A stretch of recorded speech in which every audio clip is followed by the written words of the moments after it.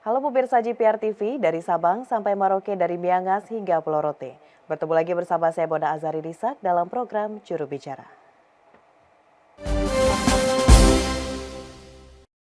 Pemirsa, penggunaan kendaraan listrik yang lebih ramah lingkungan dan sebagai peralihan dari bahan bakar minyak yang masih menjadi dominasi pasar otomotif nasional menjadi salah satu pertimbangan pemerintah untuk akhirnya mengeluarkan Impres nomor 7 tahun 2022 mengenai penggunaan kendaraan listrik berbasis baterai sebagai kendaraan dinas.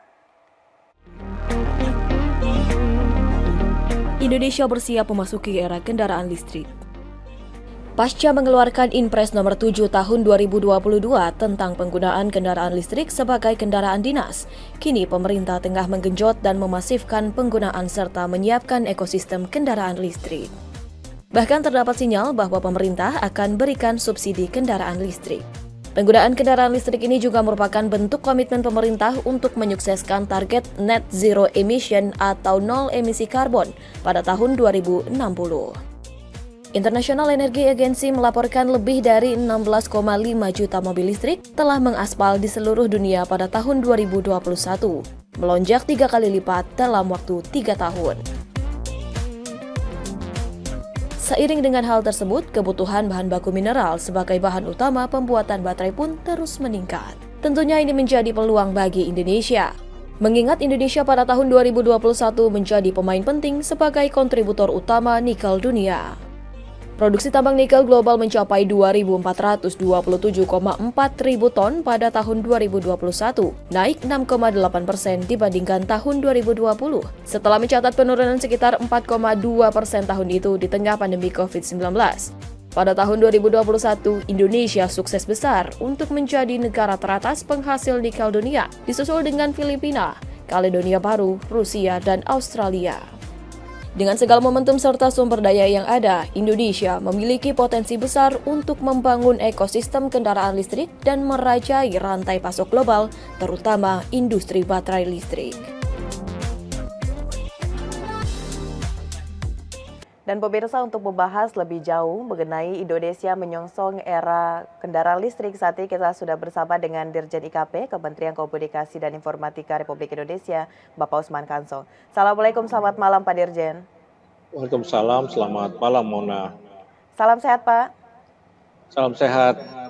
Baik, Pak Dirjen, saat ini di tahun 2022 tentunya masyarakat Indonesia sudah banyak mengetahui bagaimana kendaraan listrik ini akan menjadi salah satu kendaraan yang banyak digunakan di Indonesia, dan di akhir tahun 2022 pemerintah juga telah menyusun berbagai strategi, subsidi, dan juga mensosialisasikan kepada masyarakat mengenai kendaraan listrik ini. Tentunya ini merupakan salah satu langkah Indonesia menuju era kendaraan listrik. Hingga saat ini Pak Dirjen, seperti apa perkembangan yang telah dilakukan di Indonesia ini Pak? Ya baik, jadi sebagai satu negara begitu ya, sebagai satu pemerintahan, tentu untuk melaksanakan satu program, kita harus perlu dasar hukum kan begitu ya. Nah kalau kita lihat, kita sudah punya dasar hukum berupa Impres nomor 7 tahun 2022 ya, tentang penggunaan kendaraan listrik. Nah kemudian dengan dasar hukum itu kita mulai mengembangkan kendaraan listrik, ekosistem kendaraan listrik.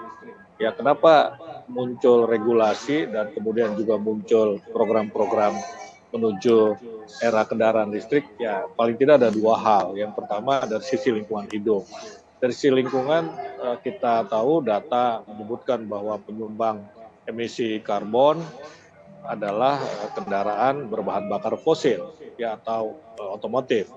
Nah yang kedua, ini lama-kelamaan energi fosil yang kita gunakan sebagai bahan bakar untuk kendaraan ini akan habis ya, karena itu kita harus segera mencari penggantinya ya, dalam hal ini adalah energi baru dan terbarukan.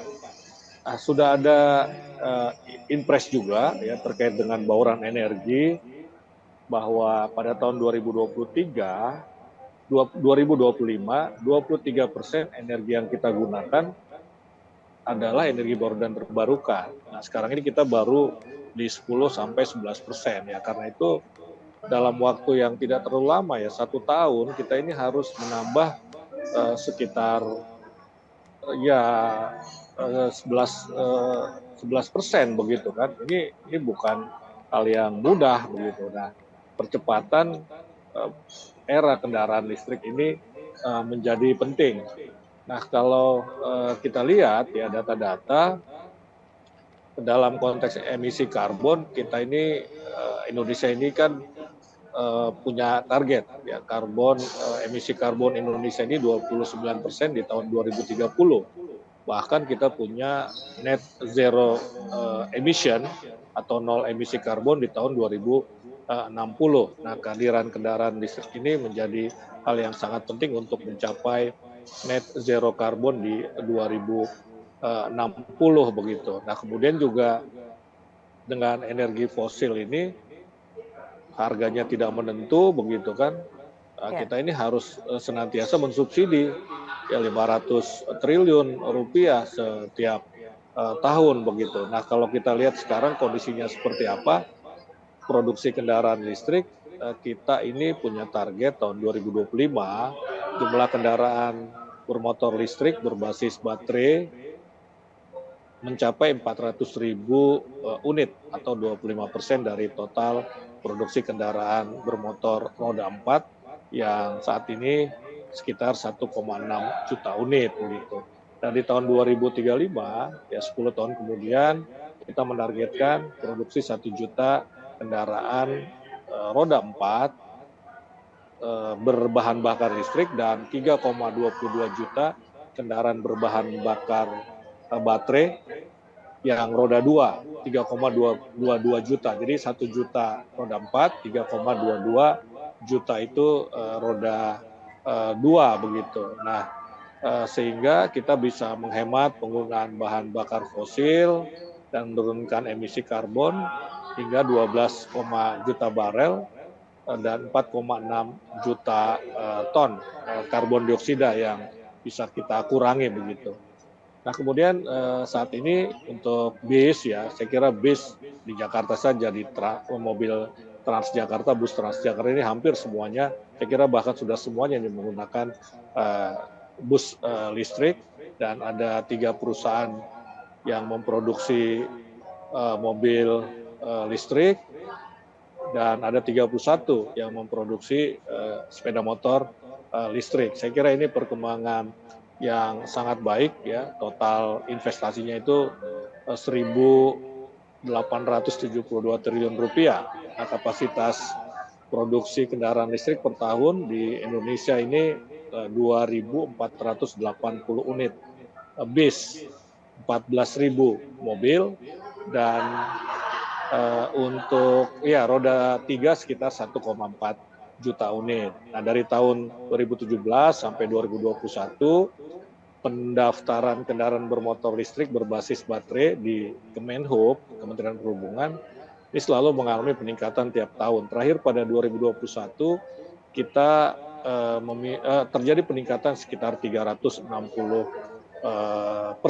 ya dibandingkan tahun 2020 begitu. Nah, jadi per 3 Oktober 2022 kita sudah istilahnya mengaspal itu ada 28.188 unit kendaraan listrik yang berdasarkan sertifikasi uji tipe. Ya, dan saya kira ini perkembangan sekali lagi ini adalah perkembangan yang baik sekali, apalagi Presiden sudah menginstruksikan ya kita menggunakan kendaraan listrik di pemerintahan, kendaraan dinas itu harus kendaraan listrik ya, bahkan di beberapa tempat.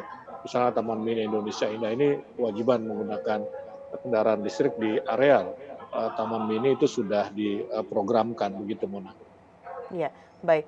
400.000 unit pada tahun 2025 adalah target dari pemerintah Indonesia. Tentu jumlah ini tidak sedikit, Pak Dirjen, dan bagaimana sejauh ini tentang ekosistem kendaraan listrik ini, serta bagaimana juga dengan bahan baku dalam negeri. Namun Pak Dirjen, kita akan tunggu jawabannya setelah jeda pariwara. Pemirsa tetap di program Juru Bicara.